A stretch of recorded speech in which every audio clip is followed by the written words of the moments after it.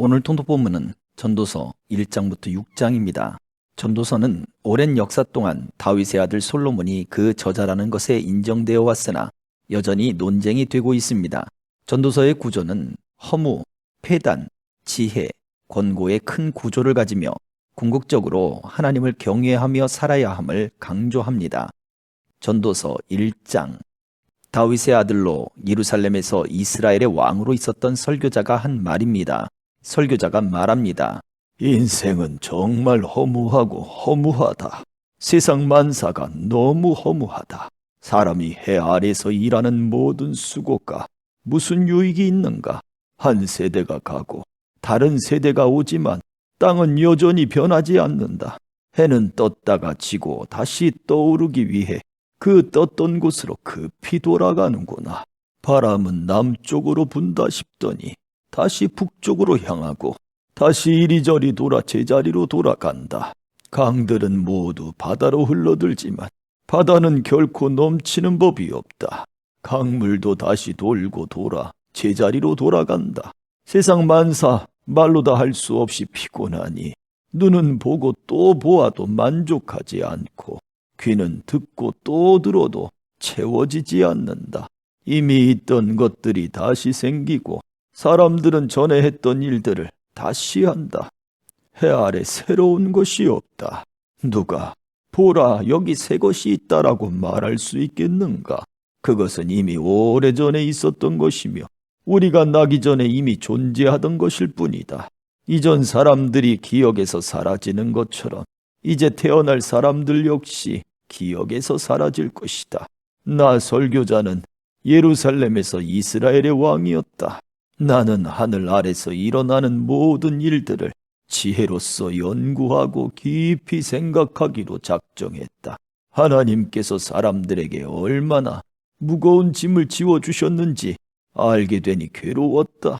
내가 해 아래에서 되어지는 모든 일들을 살펴보니 그 모두가 마치 바람을 잡으려고 하는 것처럼 허무하였다.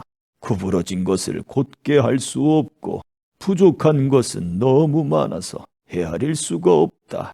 나는 스스로 말하였다.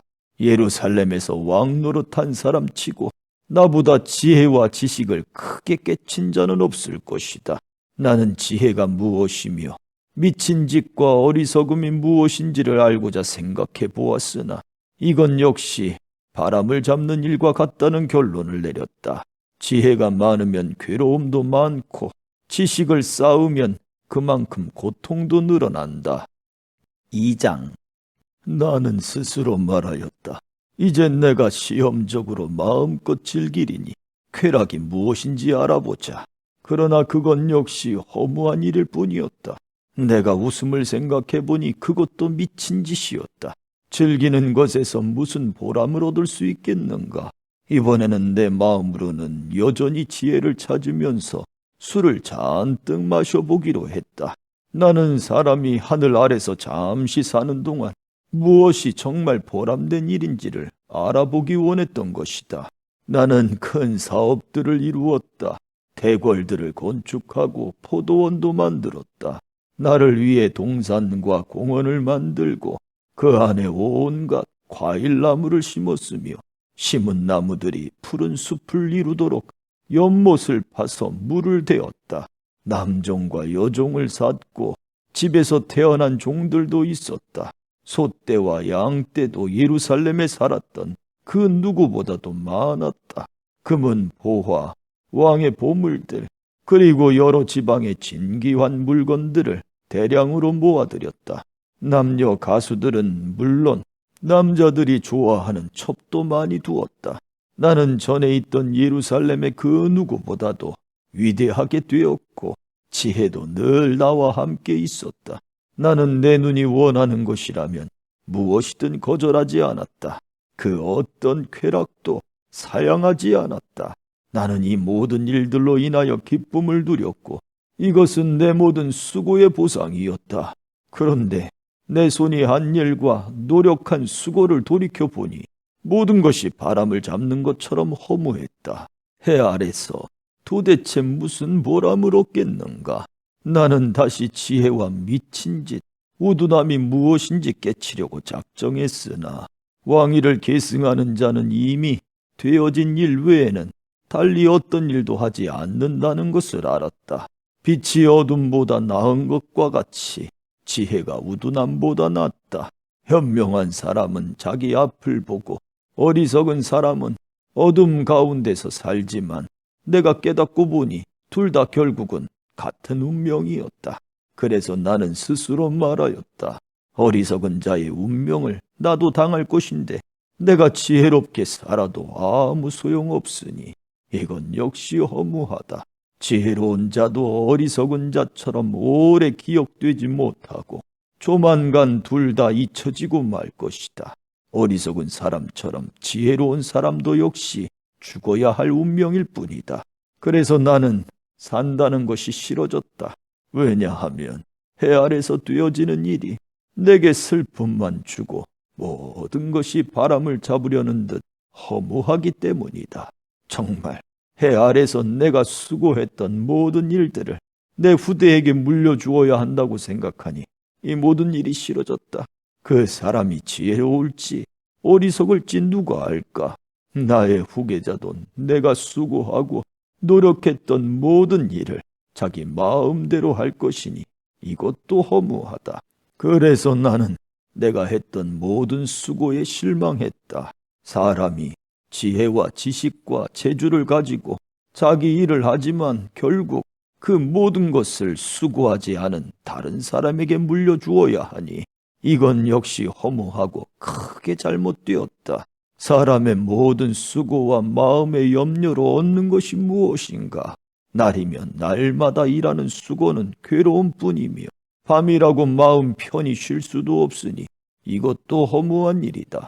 사람에게 먹고 마시고 자기 일에 만족하는 것 이상으로 좋은 일은 다시 없다. 내가 보니 이건 역시 하나님의 손이 정하신 대로다. 누가 나보다 먹고 즐기는 일에 나은 자가 있을까? 하나님께서 보시기에 좋은 사람에게는 지혜와 지식과 행복을 주시지만 죄인에게는 수고를 주신다. 그리고 하나님을 기쁘시게 하는 사람에게 죄인이 쌓은 불을 주도록 하신다. 이건 역시 바람을 잡는 것처럼 허무하다. 3장. 하늘 아래 모든 일에는 정한 때가 있고 시기가 있는 법이다. 날 때가 있고 죽을 때가 있고 심을 때가 있고 심은 것을 뽑을 때가 있다. 죽일 때가 있고 고칠 때가 있고 허물 때가 있고 건축할 때가 있다. 울 때와 웃을 때가 있고 슬퍼할 때와 춤출 때가 있다. 돌을 던져 버릴 때가 있고 돌들을 모을 때가 있고 껴안을 때가 있고 그것을 멀리 할 때가 있다. 찾을 때가 있고 포기할 때가 있고 간직할 때가 있고 버릴 때가 있다. 찢어버릴 때가 있고 수선할 때가 있고 침묵해야 할 때가 있고 말해야 할 때가 있다. 사랑할 때가 있고 미워할 때가 있고 전쟁할 때가 있고 화평할 때가 있다. 일한 사람이 자기의 수고로 얻는 것이 무엇인가? 나는 하나님께서 사람들에게 지워주신 짐을 보았다. 하나님은 모든 것을 제때에 아름답게 지으셨고 사람의 마음에 영혼의 감각을 주셨지만 하나님께서 처음부터 마지막까지 행하실 일은 다 깨달을 수가 없다. 내가 알기에 살아 생전에 행복하고 선을 행하는 일보다 더 좋은 일은 없다. 이처럼 하나님의 선물은 사람마다 먹고 마시고 자기의 수고에서 만족을 느끼는 것이다. 하나님께서 무엇을 하시든지 그것은 영원하다. 그것에 아무것도 더하거나 뺄 수가 없으니 하나님께서 그렇게 하신 것은 사람들이 그분을 경외하도록 하기 위함이다. 지금 있는 것은 이전에도 있었고 장차 있게 될 것도 이미 있었던 것이다. 하나님은 지난 것을 다시 찾으신다. 다시 해 아래서 살펴보니 공의가 있어야 할 자리에 불의가 있고 정의가 있어야 할 자리에 악이 있었다. 나는 혼자 이런 생각을 하였다. 하나님은 의인과 악인 모두를 심판하실 것이다. 왜냐하면 모든 일과 모든 활동에 때가 있기 때문이다. 나는 사람에 관하여 스스로 말하였다. 사람이 짐승과 마찬가지라는 사실을 깨닫도록 하나님은 사람을 시험하신다. 사람의 운명과 짐승의 운명은 비슷하다. 사람이 죽는 것처럼 짐승도 죽으므로 사람이나 짐승이나 호흡은 동일하다. 이렇게 모든 것이 헛되니 사람이 짐승보다 나은 것이 무엇인가? 모두가 흙에서 와서 흙으로 돌아가듯 다 같은 곳으로 돌아간다. 사람의 영은 위로 올라가고 짐승의 영은 땅으로 내려가는 것을 누가 알겠는가? 내가 살펴보니 사람이 자기 일을 즐기는 것보다 나은 것이 없다. 그것은 그의 몫이기 때문이며 그에게 죽은 다음에 일어날 일을 보여줄 사람이 없기 때문이다. 4장. 내가 다시 살펴보니 해 아래서 온갖 학대가 자행되고 있었다. 학대하는 자들에게 권세가 있으니 학대당하는 자들의 눈물을 위로하는 사람이 없구나. 그래서 나는 말했다. 죽은 자가 살아있는 사람보다 행복하다. 그러나 아예 세상에 나지 아니하여 해 아래서 행해지는 악을 보지 않은 자가 이 둘보다 더 낫다. 또 살펴보니 모든 수고와 성취는 이웃에 대한 시기심에서 발생하였다. 이건 역시 바람을 잡으려는 것처럼 허무한 일이다. 어리석은 자는 팔짱 끼고 지내다 굶어 죽는다고 하지만 바람을 잡고자 두 손 벌려 수고하는 것보다는 한 줌으로 만족함이 더 낫다. 내가 살펴보니 해 아래 허무한 것이 또 있었다.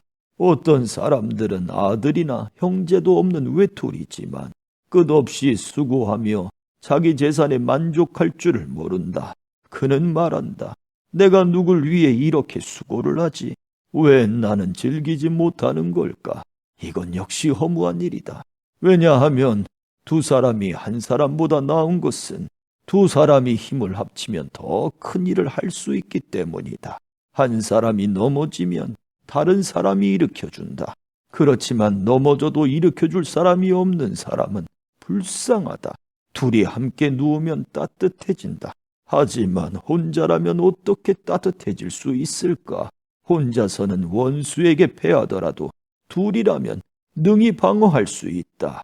세 겹으로 꼰 줄은 쉽게 끊어지지 않는 법이다. 충고를 싫어하는 나이 많고 어리석은 왕보다는 가난하지만 지혜로운 소년이 더 낫다. 나는 그런 젊은이가 왕이 되는 것을 보았다. 그는 가난한 집에서 태어났고 감옥에도 간 적이 있었지만 모든 사람들이 왕이 된 그를 따랐다. 그러나 백성에게 인기가 좋았던 처음과는 달리 나중에는 아무도 그를 좋아하지 않았다. 이건 역시 허무한 일이요 바람을 잡는 것이다. 5장.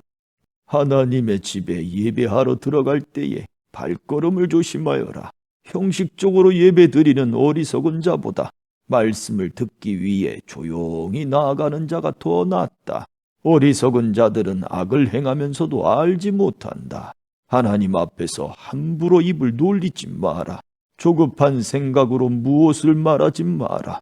하나님은 하늘에 계시고 너는 땅에 있으니 너는 말을 적게 하여라. 걱정이 많으면 꿈자리가 사납고 말이 많으면 어리석은 소리를 한다. 하나님께 약속했거든 신속히 이행하여라. 하나님은 어리석은 자들을 기뻐하지 않으시니 너는 약속을 지켜라. 약속을 하고 지키지 않는 것보다는 약속을 하지 않는 것이 낫다. 내 입술로 죄짓지 마라. 하나님의 사자에게 내 약속은 실수였습니다. 라고 말하지 마라. 하나님께서 화내실 만한 말을 하여 그분이 내 손의 수고를 망치게 할 이유가 무엇이냐? 꿈이 많고 말이 많은 것도 허무하니 하나님을 경외하여라. 만일 가난한 자가 학대를 당하고 정의와 인권이 무시되는 것을 보거든 그런 일들에 대해 놀라지 마라. 왜냐하면 그것을 처리할 관리가 있고 그들 위에는 더 높은 고위 관리가 있기 때문이다. 땅의 산물은 모두를 위한 것이다. 왕도 들판에서 나는 곡식을 먹는다. 돈을 사랑하는 사람치고 돈에 만족하는 이가 없고 재물을 사랑하는 사람치고 자기 수입에 만족하는 이가 없다.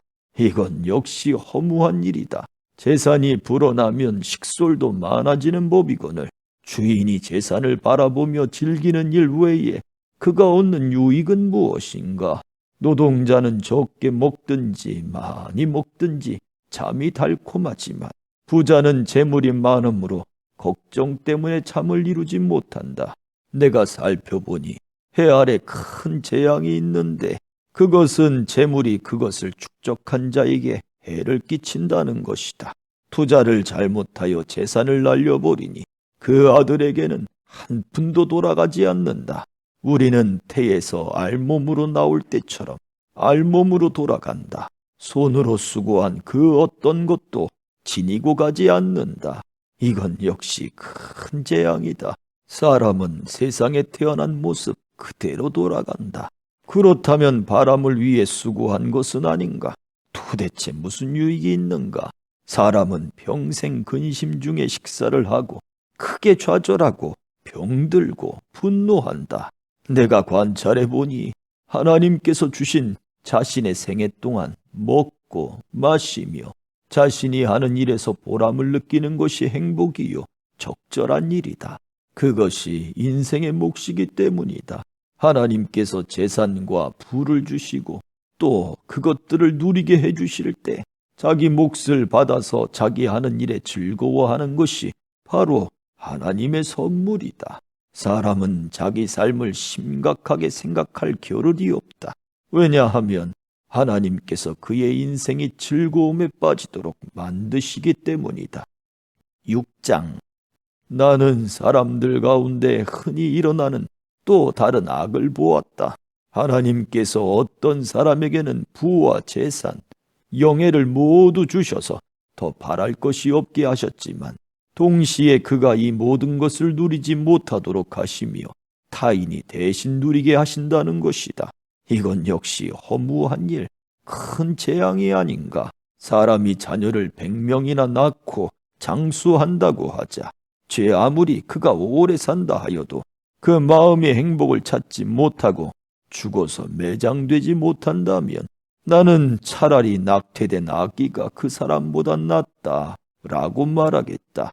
사사나는 허무하게 왔다가 어둠 속으로 사라지고 그 이름조차 어둠 속에 묻히고 만다. 사사나가 비록 햇빛도 보지 못하고 아무것도 알지 못한다 하더라도 그 사람보다 더 많은 안식을 누린다. 설령 그 사람이 1000년에 2배를 산다 할지라도 행복을 맛보지 못한다면 둘 다 같은 곳으로 가는 것이 아닌가. 사람의 모든 수고가 다 먹기 위함이지만 그 식욕은 만족할 줄을 모른다. 지혜자가 어리석은 자보다 나은 것이 무엇인가? 가난한 사람이 타인 앞에서 예절 바르게 행동한다고 하자. 그렇다고 해서 그가 얻을 유익이 무엇인가? 두 눈으로 보는 것이 마음의 공상보다 낫다. 그렇지만 이건 역시 허무하여 바람을 잡는 것과 같다. 지금 존재하고 있는 것은 이미 오래전부터 이름을 가지고 있다. 사람이 무엇인지도 알려져 있다. 그러나 사람은 자기보다 강한 자와 다투는 일을 할 수 없다. 말을 많이 할수록 허무함도 더해진다면 말을 많이 하는 것이 사람에게 무슨 유익이 있겠는가? 그림자와 같이 허무한 며칠을 사는 인생 중 삶의 최선이 무엇인지 아는 자가 누구일까? 사람이 죽은 후 해 아래서 무엇이 일어날지 누가 그에게 말해줄 수 있을까? 아멘.